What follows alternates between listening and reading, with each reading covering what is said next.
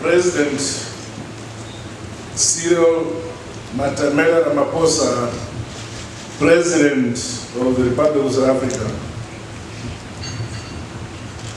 the Vice President, Honorable General Retired CGD and Chwenga,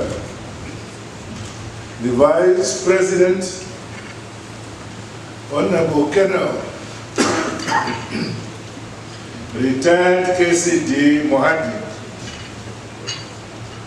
Honorable Ministers of South Africa and Zimbabwe are present, the Ambassador of the Republic of South Africa to Zimbabwe, Ambassador Emmerson,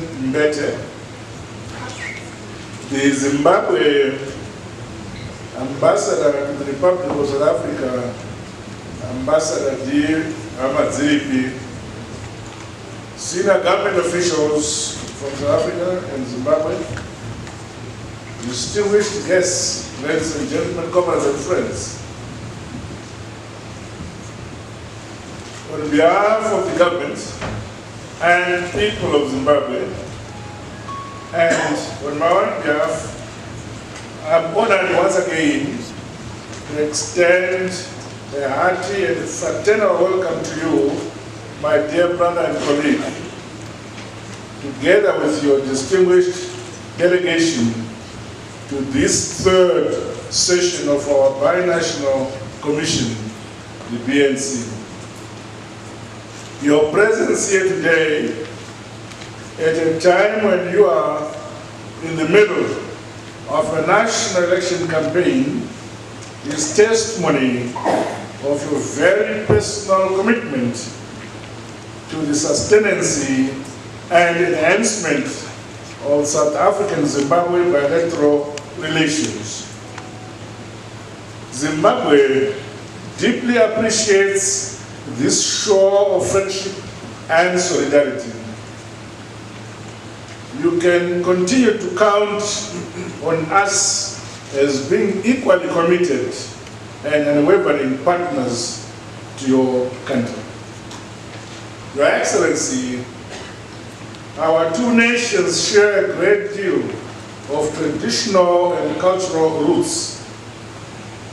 We share common, fertile, beautiful lands, as well as enviable climate and resources.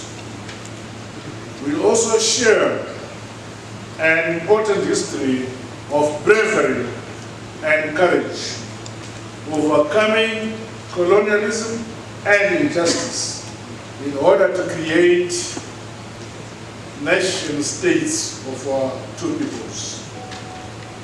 Liberty, freedom, and self-belief now runs through our veins. Equally, we have a shared vision of an open and a free society. The principles of democracy, freedom, justice, equality, and the need to improve the living standards of our people have always been at the center of our politics. We must be loyal to those principles, even in the toughest of times. Tough times which we must work day and night to put behind us, to overcome, so that we break forth into the promised land of prosperity and progress. Your Excellency and dear brother, much has happened within, between, and beyond our countries since the convening of the second session of the Binational Commission in Pretoria in 2017. While we missed the scheduled calendar for our BNC session last year, our engagements through exchange of visits and other interactions at all levels of our governments and among our citizens have not faltered. On the contrary, they have intensified and enabled us to make progress in a number of areas of our bilateral cooperation. I'm therefore confident that our discussions today will inject new life to our bilateral cooperation. This third session of the BNC offers us the opportunity to jointly examine, take stock and review progress in the implementation of the agreed minutes of our second session of the BNC. I wish from onset to state that in all the changes that took place in our countries, in our region and beyond, our relations have remained and continue to be excellent and solid. With that as it is, issues related to volatility in our economies, corruption, land distribution and utilization, climate change, food insecurity, social inequality, lack of adequate housing and health care, as well as unemployment for our young people and women, still beg our undivided attention. Only by working together and learning from each other can we successfully tackle these challenges and harness the opportunities we encounter. My government, under the Second Republic, is determined to spring forth from a period of economic stagnation to progress. Guided by our National Vision 2030 and the transitional stabilization programs, we are implementing a comprehensive agenda that will see us becoming a middle-income economy by 2030.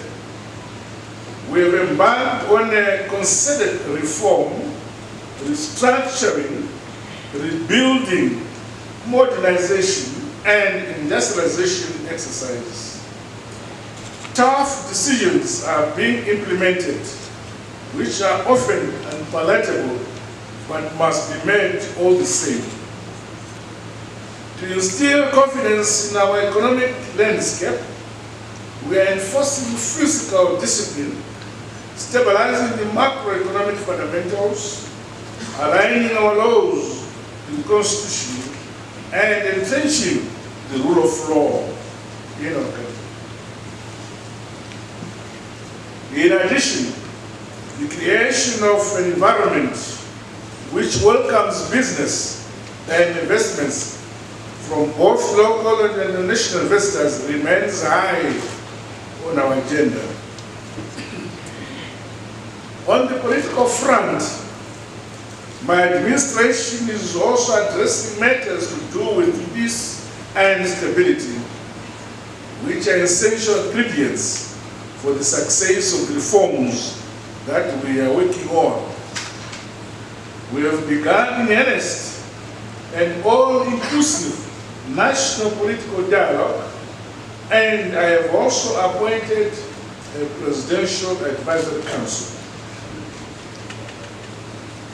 This, along with other ongoing initiatives, reflects my government's commitment to collective, consultative, and participatory governance.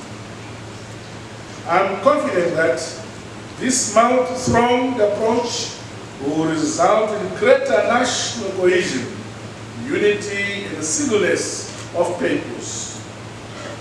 We will not achieve much success alone, neither can we achieve the desired results without the help of friends such as South Africa.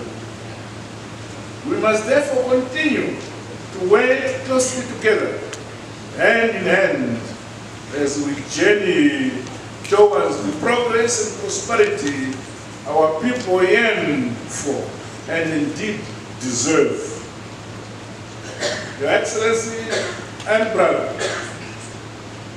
in facing the task that lies ahead, I could not ask for a better partner with whom to travel down this path and a new era of hope.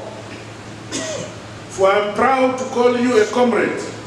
I'm proud to call you a friend.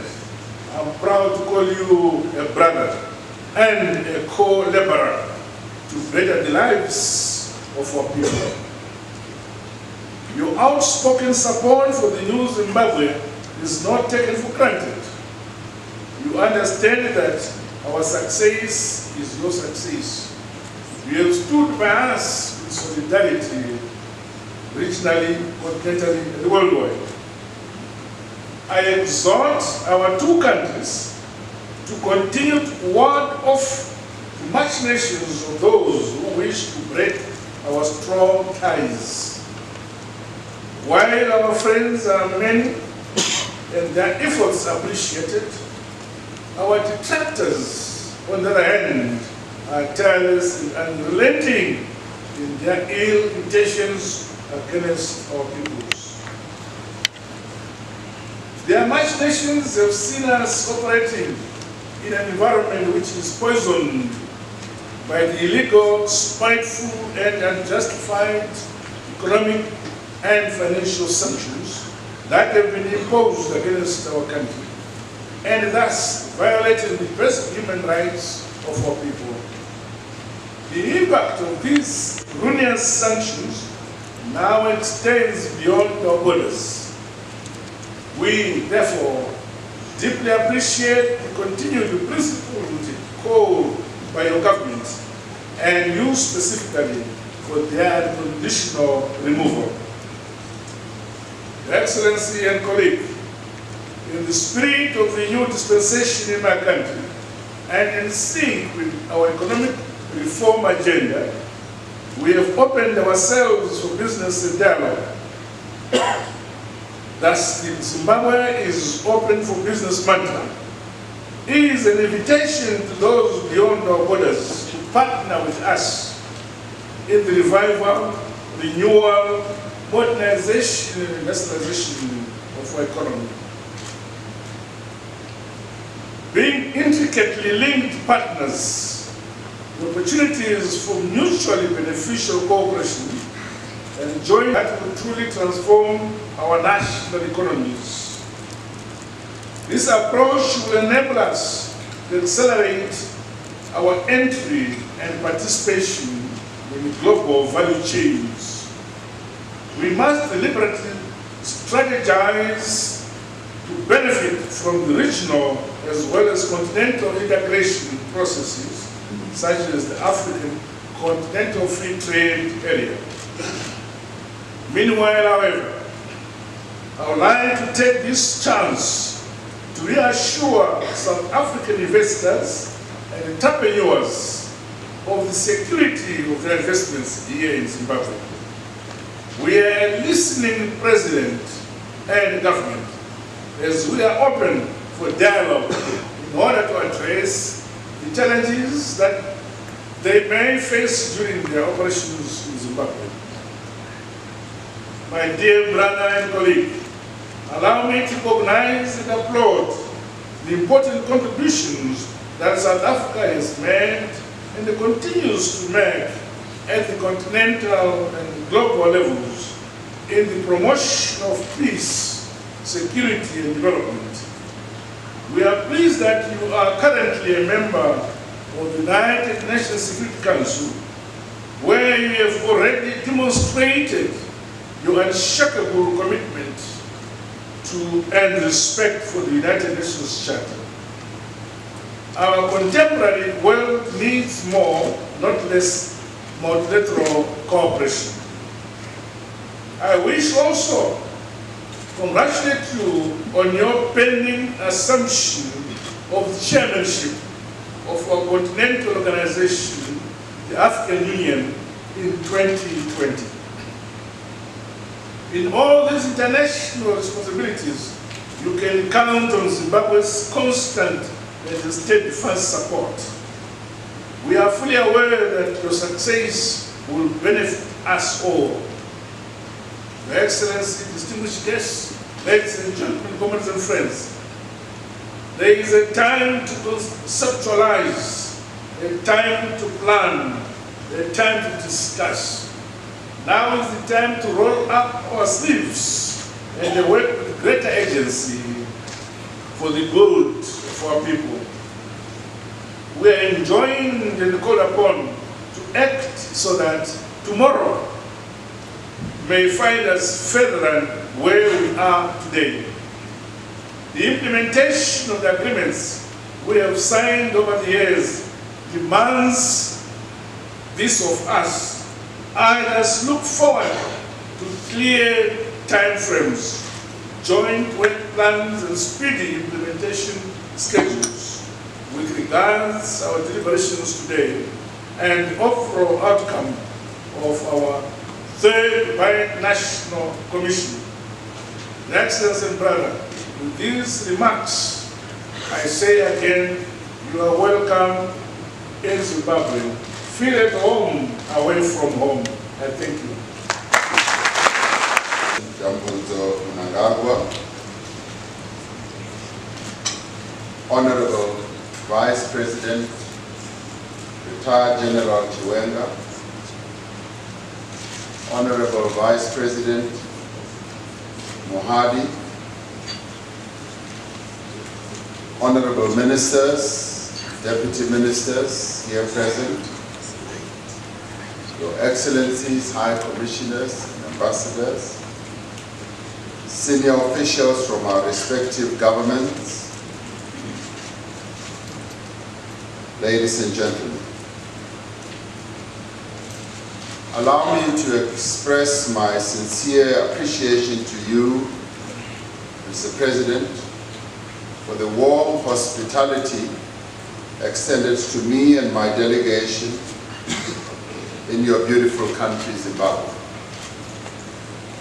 I'm very pleased to visit Zimbabwe once again for this important meeting of the third session of the South Africa-Zimbabwe Binational Commission. I am encouraged that we are both committed to adhering to the BNC agreement signed in April 2015, which stipulates that the two countries should meet annually. Although our BNC is only just over 3 years old, the relations between our two countries span over several decades, and indeed centuries, if you like. We fought side by side against colonialism, apartheid, and white minority rule. We will remain eternally grateful to the support that Zimbabwe and its people gave to our struggle at great cost to its own security and the development of its people. Through steadfast servicing of this binational commission, our two countries will be able to consolidate the bilateral cooperation existing between our two countries and to explore many other areas of cooperation. Since the inaugural session of the BNC, there have been increased interactions between our respective government departments. I'm confident that the report that will be presented to us shortly will be reflective of the positive outcomes emanating from these engagements. Today, we reiterate South Africa's commitment to work with Zimbabwe in addressing the socio-economic challenges experienced by our two countries. We commend your new administration for all your efforts through your program of action to take Zimbabwe out of its current difficulties and make it a viable partner to South Africa, to the region, and other development partners. In support of your commendable efforts in February of this year at the World Economic Forum, South Africa made clarion call to the international community to assist Zimbabwe and support the reform efforts that your government have embarked on by lifting the unfair and unjustified sanctions that have been imposed on Zimbabwe.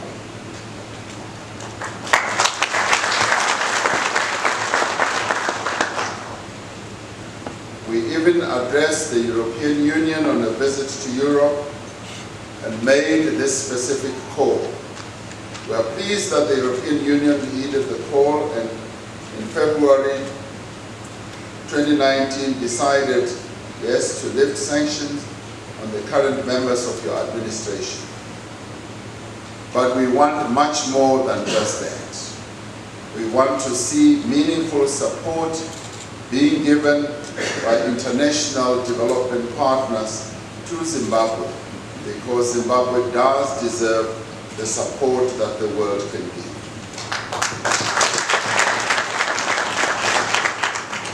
This is the first of many steps needed to support Zimbabwe's recovery. As South Africa, we are also emerging from a difficult period, not only of poor economic performance, but also of diminishing public trust in state institutions and low investor confidence. We have been forthright, Mr. President, in acknowledging the effects of decline of governance, of corruption, and what we describe as state capture on our economy, on our institutions, and on our people. We have also recognized that we will not be able to meaningfully address the triple challenges that our country and our people face, which is unemployment, poverty, and inequality, without increased investment in critical areas of our economy.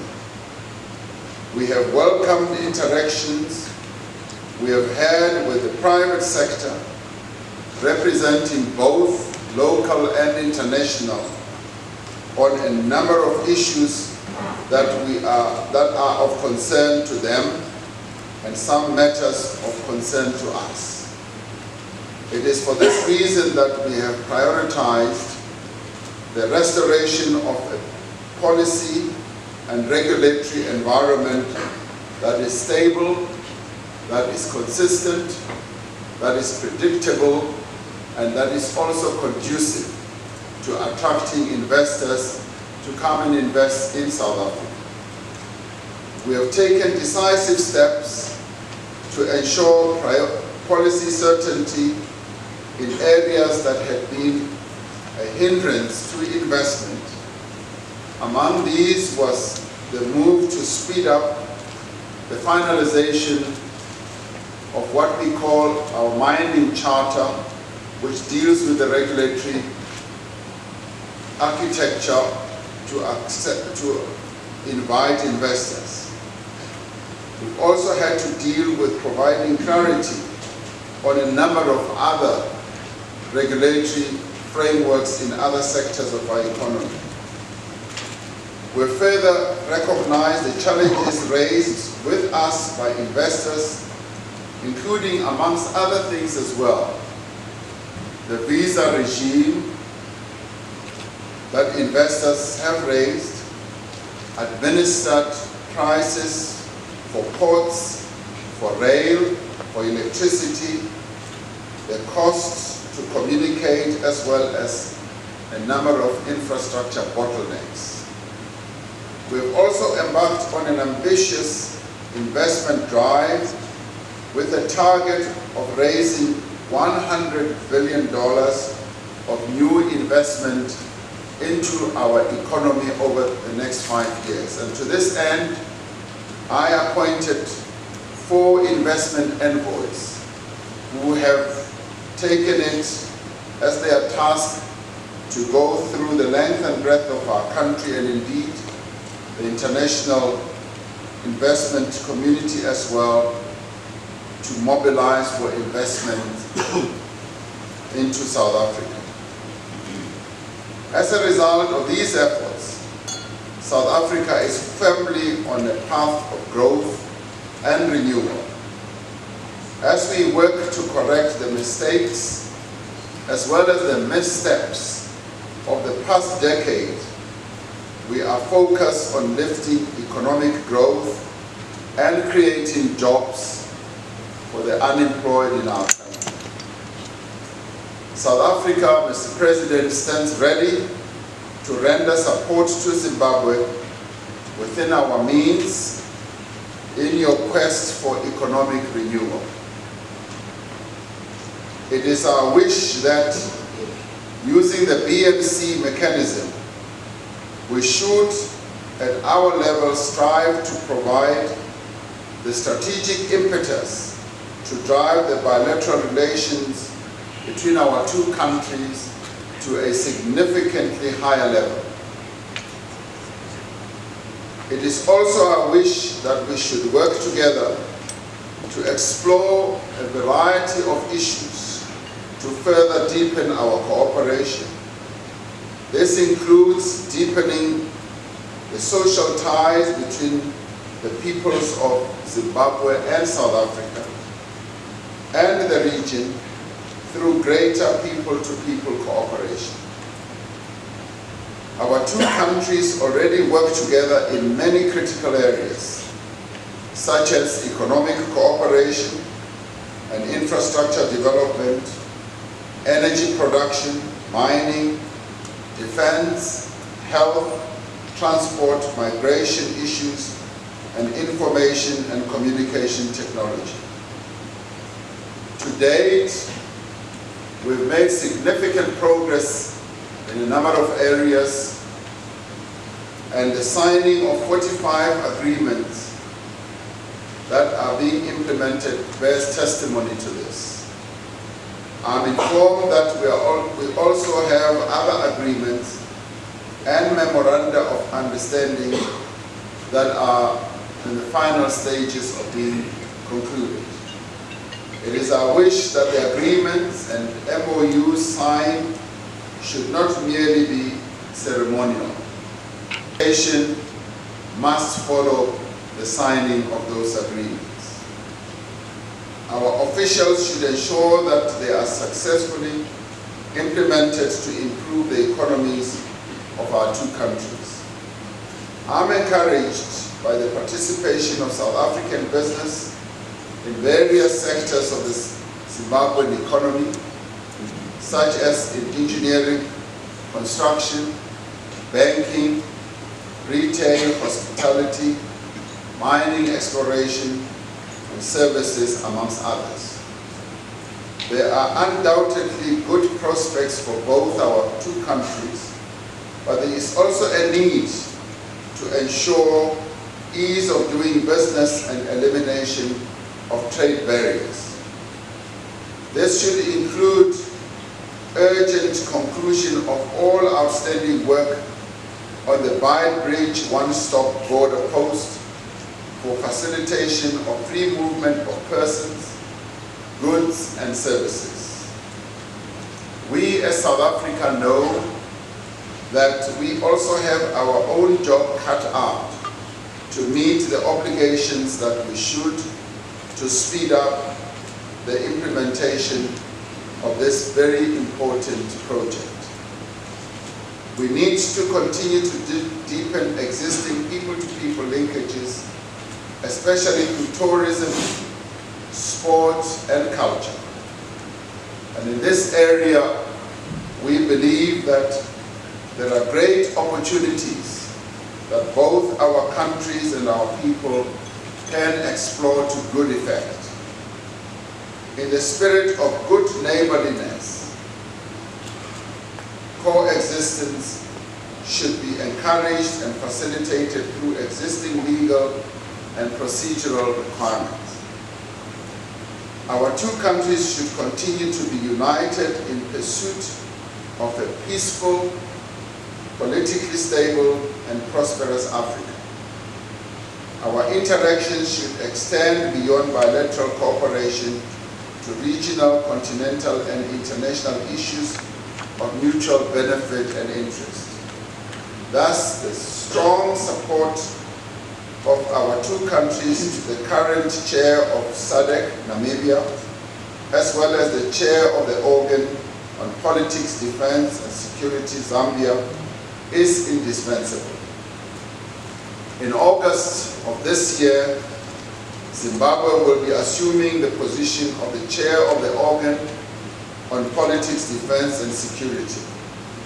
And we are particularly delighted about this prospect, as we believe that Zimbabwe, through you, Mr. President, will be able to execute this role with great deal of capability and ability and champion the interests not only of Zimbabwe and South Africa, but of our region as a whole.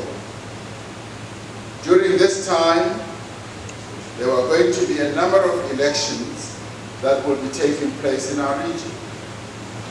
Elections will soon be held in Mozambique, Botswana, and Namibia.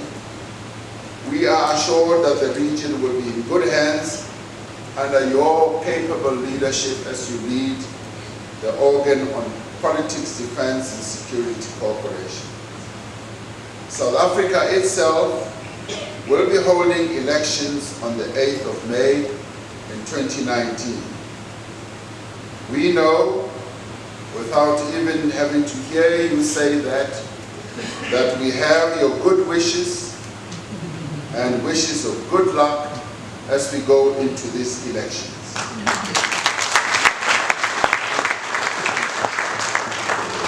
Madagascar and Malawi will hold elections in April and May, also in 2019 respectively.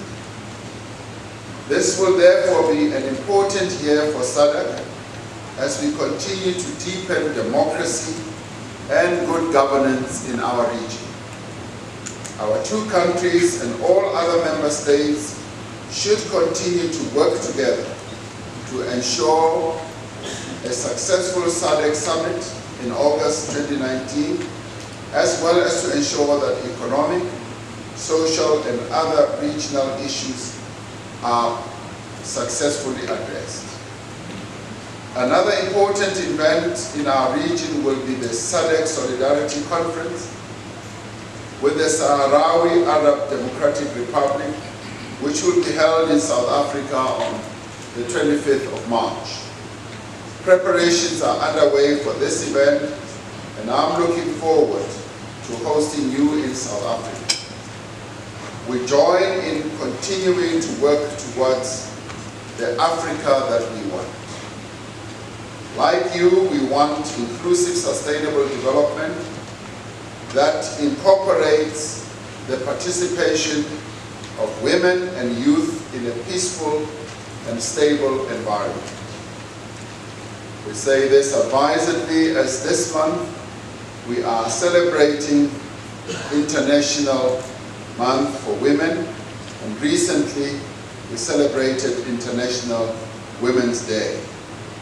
And this we do wanting to embark on projects that are going to continuously empower the women of our two countries, but the women of our region as well, and Africa as well. As we do this, economic growth of our continent is absolutely vital. Economic projections indicate that the African continent will attain GDP growth of some 4% in 2019 and 4.1% in 2020.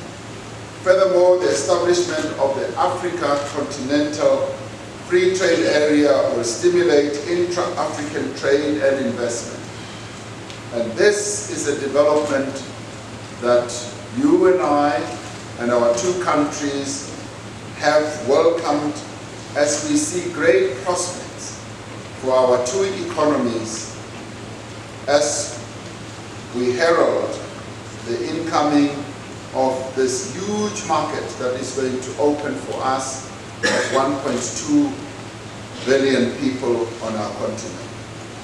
This development will present more opportunities for both our countries to address our common socio-economic challenges, to benefit from the establishment of the CFTA. We need to focus our efforts on industrialization, on infrastructure development, and the diversification of our economies. Zimbabwe and South Africa, being joined at the hip as we are, being linked as two neighbors as we are, we can exploit the many opportunities that this continental free trade area is going to yield for businesses in both our countries as well as our people as a whole. Your Excellency, allow me once again to thank Zimbabwe for its support for South Africa's election to a non-permanent seat on the United Nations Security Council for 2019 to 2020. As we have begun our tenure on the Security Council, we reiterate our commitment to the African agenda, a strong multilateral system, and to the reform of the United Nations. In conclusion, I'm certain that our engagements today will strengthen bilateral economic cooperation and will support our joint efforts to promote regional integration, continental development, and intra-African trade. But we also hope that as we do this, we will be ensuring that we build deep cooperative networks with the key role players in our various economies, they being labor, business, and of course government, including ordinary people through their various formations. For it is through doing this that we are able to heed some of the concerns and issues that are important that we need to pay attention to. And we have found that as we have done this, in building a compact with various role players in our economy, we are able to mobilize the country to stand behind the program of growth and job creation that we have embarked on. Your Excellency, thank you for inviting us. I look forward to the report of the Commission and to constructive bilateral talks. I thank you.